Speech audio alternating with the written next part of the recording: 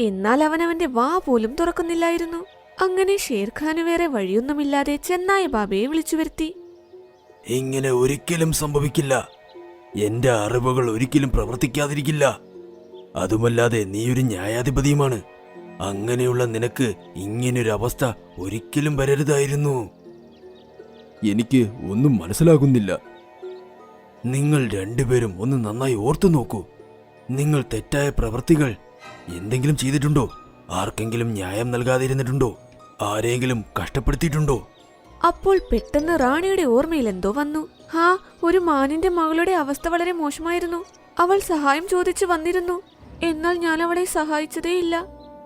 നിനക്ക് മറ്റൊരമ്മയുടെ വേദന മനസ്സിലാക്കാൻ പറ്റിയില്ലെങ്കിൽ ദൈവം എങ്ങനെ നിന്നെ ഒരു അമ്മയാക്കാൻ വേണ്ടി സഹായിക്കും? എങ്ങനെയാണോ നിന്റെ മകന്റെ അവസ്ഥയോർത്ത് നീ വിഷമിക്കുന്നത്, അതുപോലെ തന്നെയായിരിക്കും ആ പാവവും.